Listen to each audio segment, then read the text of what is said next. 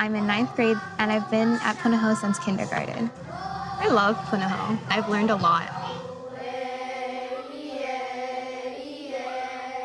They just give you really good chances to learn and just give you a really good education. They make you feel like part of the community. They set you up to do really well when you go off into the world.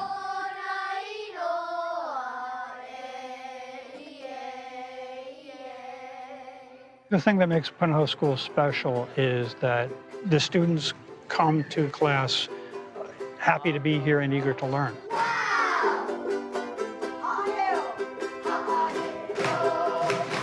Punahou School was founded in 1841. It's been in operation for well over 150 years.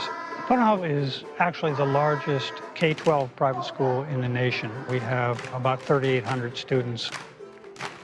The educational philosophy really comes down to the idea of a student-centered environment. We do a lot of project-based learning. We do a lot of collaborative, arts-based instruction. It's a school where we're less interested in trying to give kids answers than trying to encourage them to ask questions. The advantage for us of bringing Max into the environment was to provide the students with more resources to conduct their explorations. They've become essential to their learning.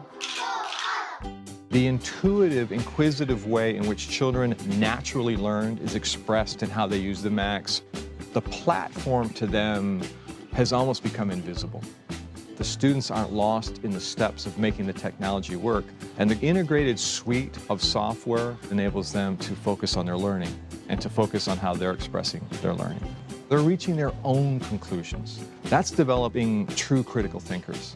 There's convergence between what we want to accomplish and what the Mac enables us to do in terms of our tools of learning. Swish, swish, I'm a fish. I can catch it. I wish. It is very special that we are Mac K through 12 at the school. I would be hard-pressed to think of a subject where we're not integrating the Macs into the curriculum. It's an essential tool to the daily learning of the students, and really when a child forgets their Mac, it's really like forgetting their pencil now.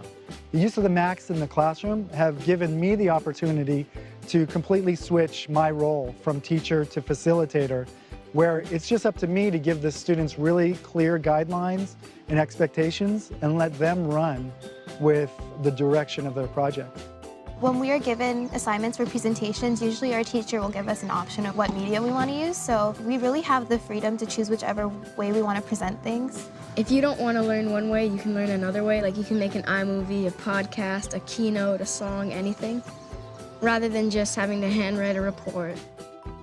We have lots of different kinds of projects coming in, and we're not focused on the tools, we're really focused on the content. And that's very powerful, because ultimately we want to be able to assess what students know in a way that works well for that student. It's how we differentiate instruction. And the Macs for us have been an invaluable tool for doing that. My project told the story of how the damaged coral reef goes on to either hurt or affect the economy. I took underwater video of the degradation that's happening, the coral bleaching. I took pictures of Panama Bay, and then I made a 10-minute iMovie. It was easy, and I got an A. Learning is just more fun, it's more engaging, and more dynamic. I've done half of my career without Macs in the classroom, and then the second half with Macs in the classroom, and the difference to me is night and day. I find the Mac indispensable for students.